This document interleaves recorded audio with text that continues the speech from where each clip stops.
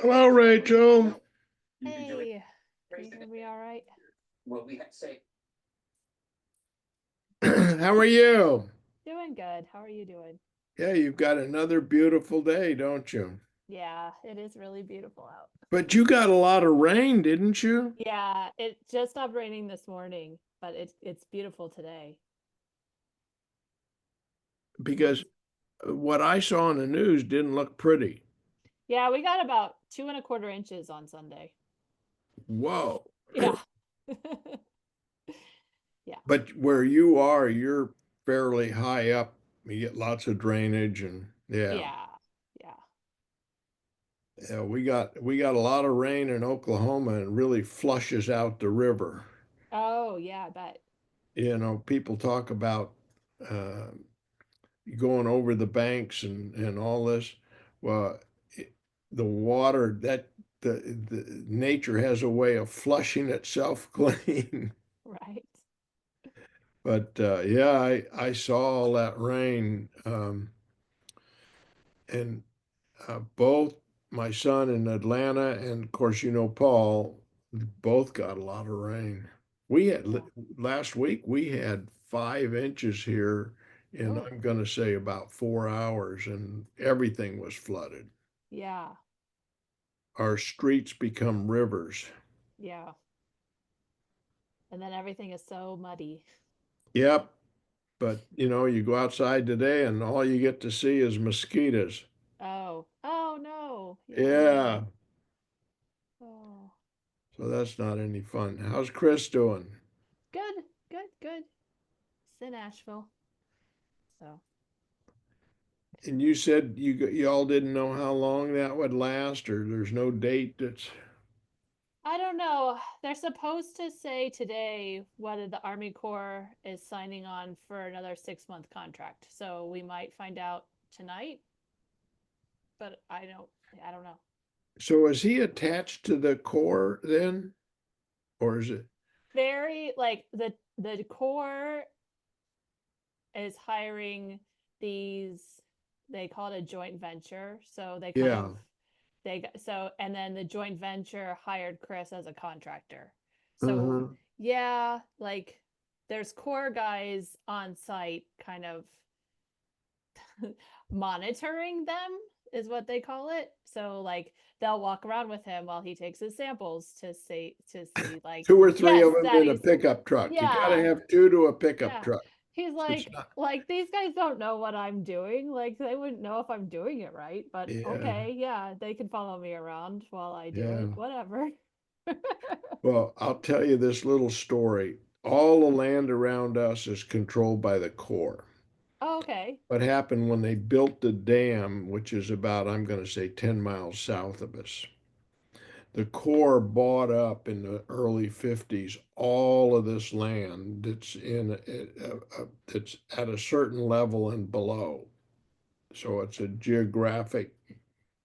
geological type elevation.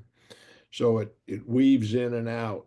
So you got areas of private land, areas of Corps land. We've got Corps land all around us. When we built our second cabin, it borders the Corps land. Oh, okay.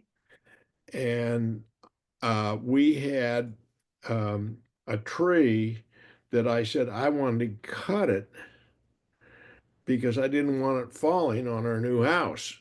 It was Right. dead and it's growing at an angle towards the house, and it's about 36 inches in diameter. So it Oh, was a big tree. good size. Yeah. Yeah. I mean, it would have done some serious damage. Anyway, I got a hold of the Corps and they had to send a group out to examine it. And then they came back, another group, two to a pickup truck, and, and with a big long list of things I had to do when I got it cut. I had 2 weeks, a 2 week window to cut it. It had to be at a certain height. I couldn't cut it down to the ground, Oh, and wow. I had to leave it right where it fell, and it couldn't touch it. Oh, okay. Okay, so Wow. I did all those things. A couple of weeks later, two guys come in a pickup truck. They spend an hour or so talking to one another, and I'm standing there, curious about what's going to take place. They said, "Oh, it's okay," and they signed a document and gave me the document, and that's it. I could have gone in there myself and cut the tree, you know, the same contractor cut the tree, and but it's the bureaucracy gone mad. Yep. So Yep. I know what Chris is saying. Yep. Yep. Yeah. Gotta Oh, we have. got a crowd. I'm sorry. It's okay. We were talking about the bureaucracy, Fred. You probably caught the tail end of that. Yeah, yeah, yeah. I Something have a guy about in one of my cutting a ollie class. tree.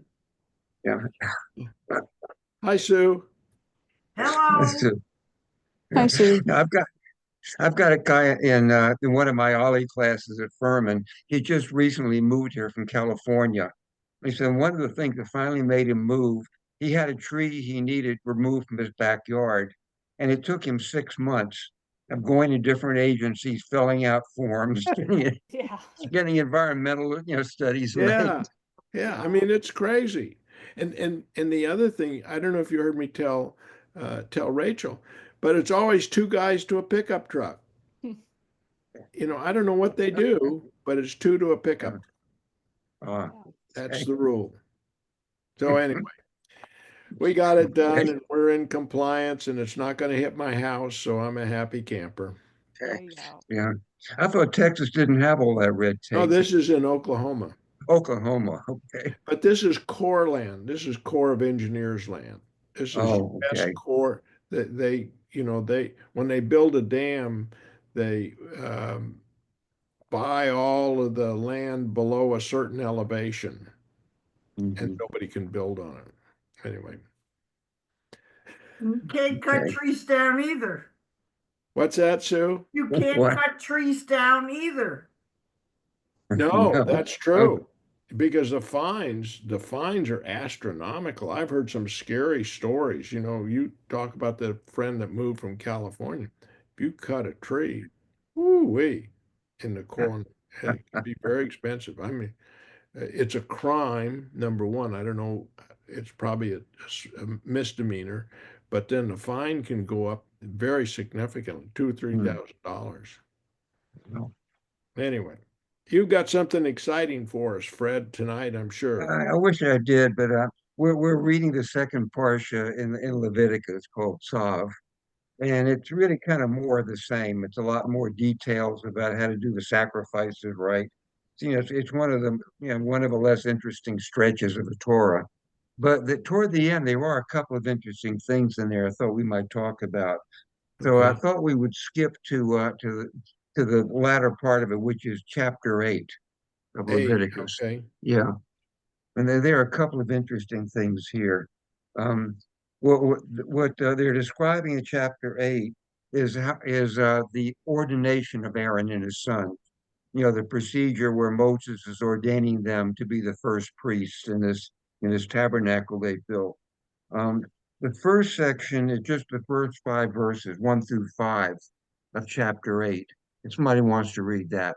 Sure, I'll go ahead.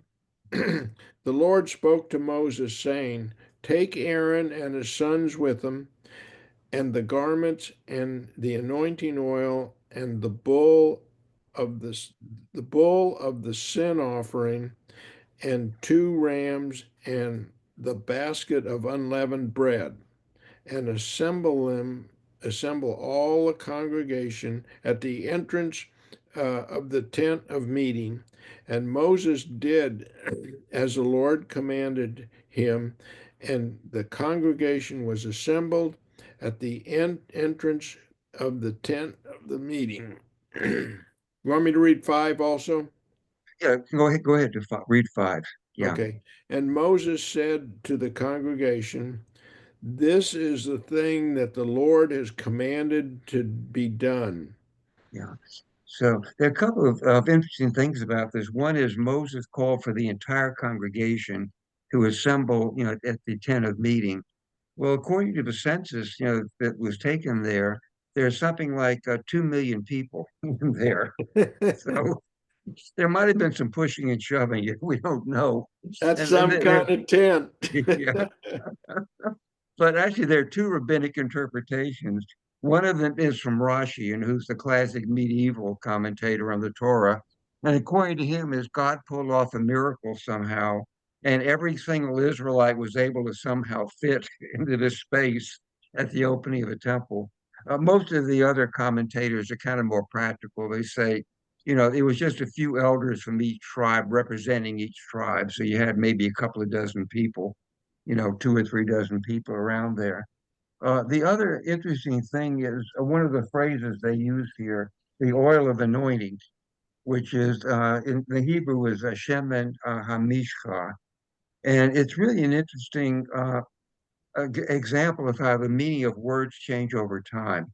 The shemen hamishcha comes from the verb mashach, which means to be anointed.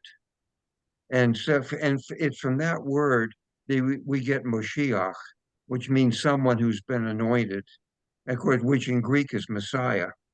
But originally it didn't mean Messiah. I mean, basically, Moshiach in the biblical period was anybody who'd been anointed. So that applied to every priest. Every priest had to be anointed, you know, to be a priest. And every king of Israel, even the bad ones, you know, in a sense, you know, were Moshiach. It didn't really have any that much religious connotation. It just meant that you had been ordained for your office, either as a priest or a king, you know, by having the oil poured on you. But then in the Roman period, it took on a totally different meaning.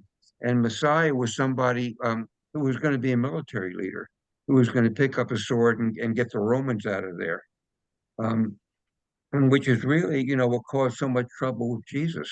You know, anytime the Romans heard the word Messiah, you know, that just set off alarm bells because they knew what Sure. Messiah meant to the Jews in that age. And you know, remember, as the New Testament describes it on Palm Sunday, you know, when Jesus rode into Jerusalem on a donkey, everybody was shouting Hosanna. Well, Hosanna, it comes from the Hebrew Hoshana, which means save us. You know, a lot of people in that crowd really figured this is the guy who's going to get rid of the Romans. They didn't see him in a spiritual role. You know, they saw him as this is the guy who's going to lead the revolt against Rome. And unfortunately, the Romans saw it the same way. And basically, the same thing happened during the second century. You know, the last revolt against Rome started in the year 132, and it was led by a guy named Shimon Bar Kokhba. And the country followed him because one of the most prestigious rabbis of the second century, Rabbi Akiba, decided to pronounce Bar Kokhba as the Messiah. And once, he gave him, once he got that title from the leading rabbi of that generation, the country rallied behind him. And then, of course, it was a disaster in the end. The Romans crushed that one also. But Sure. that was the meaning of Messiah. And then in our own times, it's changed again. And, to us, Messiah is really a religious term. It's somebody who's going to come at the end of days, and either destroy the world, we'll all go to heaven, or depending, he may create a messianic society on earth, the perfect society. So it's really gone through three different phases, from what we're reading now, which is just anybody who's had oil poured on them, to the Roman period, where it's a military leader, to our own period, where it's a religious figure. Hmm. Well, now the the the looking for somebody to rid the Roman rule, that really went on for what was it, like maybe 400 years before Christ? Yeah, well, no, that was not that early. The Romans took over rule of Judea right toward the end of the second century BCE, about 60 BCE. Oh, really? I Yeah, thought it yeah. went for quite a period before that. They ran the Greeks off. They did, but they actually didn't actually take possession of Judea till till about, I think it was 60 something BCE. And Okay. originally they ruled it through puppet kings. Herod ruled it for about 30 years. Yeah. After Herod died in four BCE, then the Roman procurators took over, and that's where most of the trouble started. Yeah. The procurators were fairly venal, corrupt people, and the object, was basically, while you were there, steal as much as you could to finance a comfortable retirement back in Rome. In Yeah. fact, the emperors even realized that they would remove them every 5 or 6 years, and keeping them from getting too entrenched and putting somebody else. And the first revolt against Rome broke out in 67, and that finally ended up, in the year 70, with Jerusalem and the temple being destroyed. Some of the fighters managed to escape to Masada, and they dug in at the fortress of Masada for another year or Mhm. so. But it was pretty much over in the year 70. But then in 132, it started all over again, with Bar Kokhba. Oh, And okay. again, it was crushed after about 3 years. In 135, the Romans finally put it down. But Bar Kokhba was the last Messiah, in the military sense of being a Yeah. Messiah. Yeah. So, were the Greeks more benign in terms of the way they ruled the area? Well, they sort of were. In fact, the real problem was, in a sense, they were too benign, and that a lot of Jews really admired Hellenic culture. And the big problem during the Greek era was not so much that the Greeks were mistreating the Jews, as Jews were just being seduced away by Hellenic culture, Yes, that's what I was. and That's becoming Greek. what I was That that leading was up that was to. the real Yeah. problem. Yeah, and it only ended when one of the Greek kings, in about, I think, maybe 160 something BCE, Antiochus IV, who apparently was a kind of a lunatic, for some reason decided that everybody in his empire should have be the same religion, and he forcibly tried, to convert the Jews to paganism, and that, of course, triggered the Maccabee revolt. That's what Yeah. the holiday of Hanukkah is all about. Yeah. Uh, but up to then, I mean, the Greeks really treated the Jews well, and that was the real problem. A lot of Jews liked the Greek way of life. Well, and didn't the Hebrew language become almost subverted to the Greek?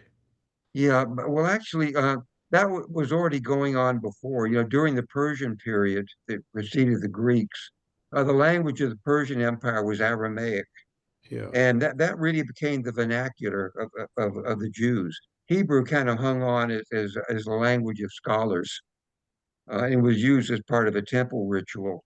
And then Hmm. when the Greeks took over, there was the Greek, along with Aramaic, became the two everyday languages in the Middle East.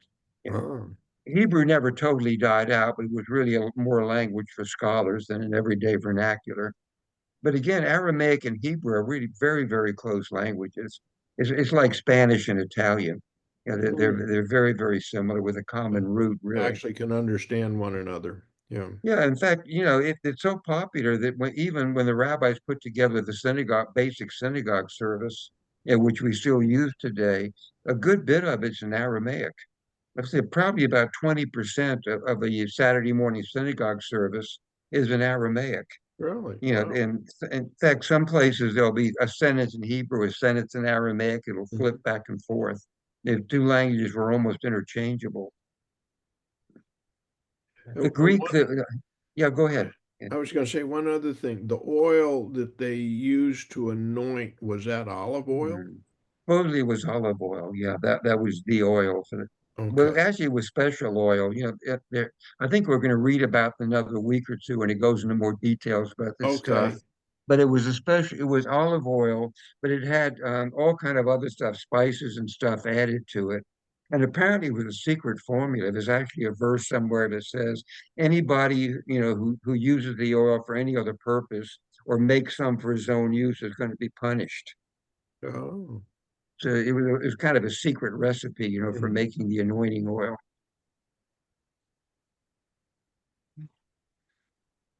And then they go ahead with the actual. Want to wave to the people. Hello. Hello. Meeting with the rabbi at 11 o'clock on Tuesday. Good. Okay. No, no, Good. no. Okay. As I was saying, um let's skip over a little bit and go to verse 22. Verse 20. All right. Verse 22 actually describes the actual ordination. And it's really got some weird stuff in it. It's kind of interesting. It goes from verse 22 through verse 27. Somebody wants to read that. I'll read. We're on 22. He brought forward the second ram, Uh-huh. Yeah. the ram of ordination. Aaron and his sons laid their hands on the ram's head, and it was slaughtered. Moses took some of its blood and put it on the ridge of Aaron's right ear and on the thumb of his right hand and on the big toe of his right foot. And Moses then brought forth the sons of Aaron and put some of the blood on the ridges of their right ears, on the thumbs of their hand, and on the big toes of their right feet, and the rest of the blood Moses dashed against the side of the altar.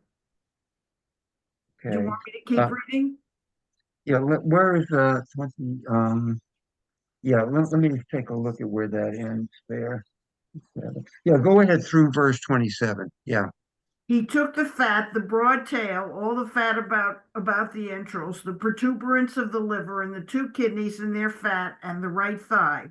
From the bread of a basket of unleavened bread that was before the Lord, he took 1 cake of unleavened bread, 1 cake of oil bread, and 1 wafer, and placed them on the fat parts of the right thigh. He placed all of these on the palms of Aaron and on the palms of their sons, and elevated them as an elevation offer before the Lord. Then Moses took them from their hands and turned them into smoke on the altar with the burnt offering. And this was an ordination offering for pleasing over. It was offering by the fire to the Lord. And Moses Okay. took the beast and elevated it as an elevation offering before the Lord. It was Moses' portion of the ram of ordination, as the Lord Yeah. had commanded Yeah. Moses. Yeah, you can stop there. Yeah, that's a seriously weird ceremony. I mean, you have them, apparently holding their hands out, and all this stuff is being piled onto the They blood were pretty and the meat and strong. the sacrifice and 2 or 3 wafers of and all the rest of it. But it's interesting, the first thing that the ram of ordination, literally in the Hebrew, it's El Hamaluim, which really Hamaluim comes from mole. It means to fill something. It's really the lamb, it's really the ram of filling. And what he's doing is filling their hands.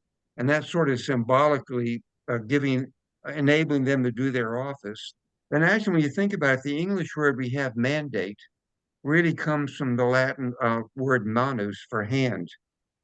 And so there may have been a similar custom in other cultures in the ancient world. You put something in someone's hand, you fill his hand as a sign that you're giving him this office, you're enabling him to do this office. There's a rabbinic commentary on that ear and hand and foot thing, which is, sounds kind of bizarre.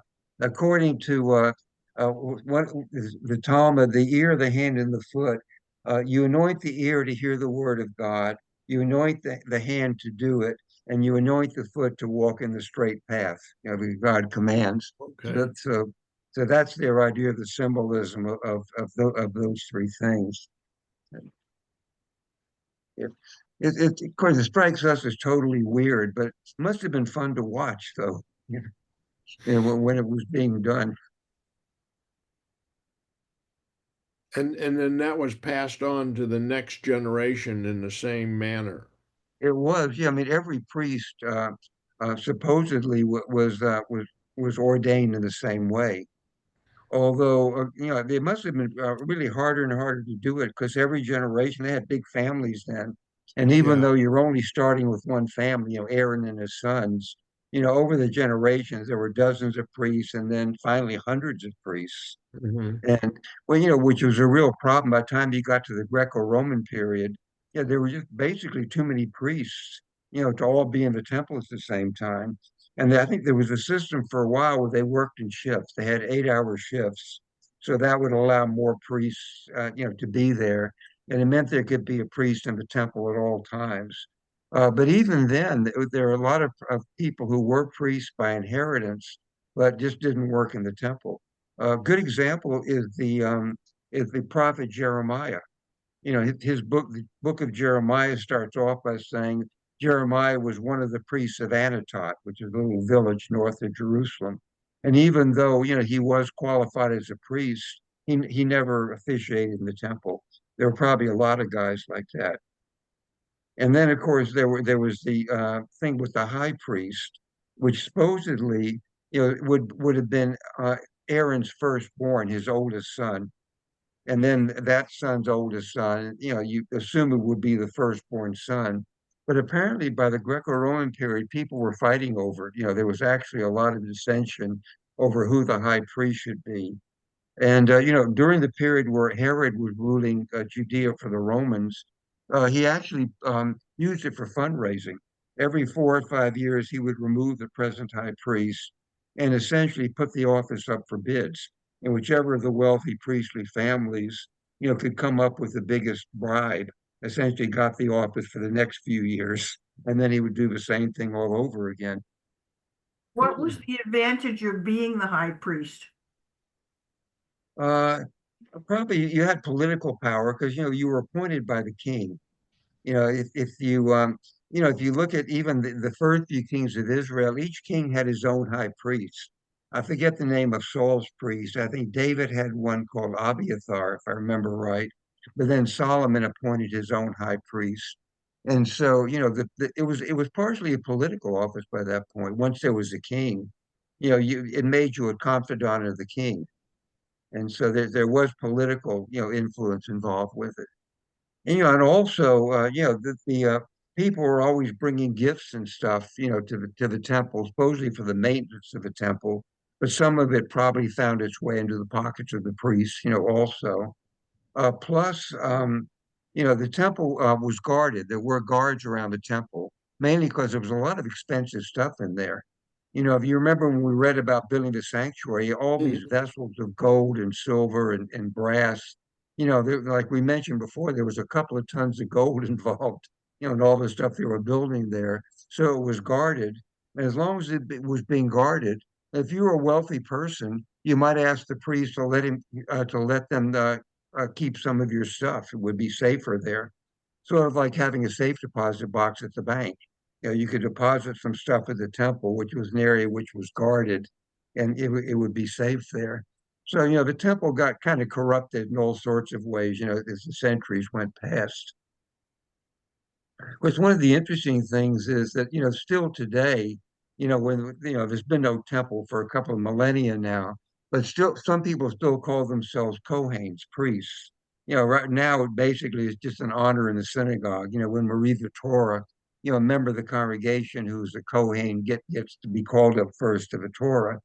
And there are Jewish names that supposedly reflect that inheritance. Cohen, obviously, a Kagan, a Khan, names like that. And people have always wondered how after 3,000 years can anybody really know, that he really is of priestly descent. How do we know people aren't just making it up, just saying I'm a Kohen or giving themselves that name?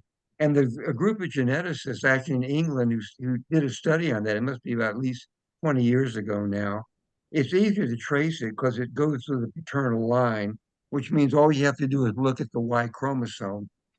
And what they did is they took a group of British Jews who claimed to be Kohanim, and as their control group used a group of other Jews in England and a third control group of non-Jewish English people. And what they really found was that the Jews, both Kohanes and not Kohanes, had genetic markers, more frequently than the non-Jewish English people, which actually were more common with people with a Middle Eastern background. But even within the Jewish group, there were markers much more frequent on the Y chromosome of the Kohanim than of the other Jews. So even, as miraculous as it sounds, apparently people did keep good records, through all these centuries since that time. And some of these people, who call themselves Kohanim, really are Kohanim, by inheritance. Was there any kind of record keeping? No, not that we know of. We really don't know. But at some point, the record keeping was probably initially word of mouth, but then some type of because it's a formal Mhm. ceremony. Yeah. Well, the only historian we really have of that period, the Greco-Roman period, is Josephus, and he does name a few high priests who presided during the Roman period, but that's really the only historical source that we have. But it's assumed that this ceremony that we just read was still going on right through the Persian period, the Yeah, Greek period, sure. and the Roman period.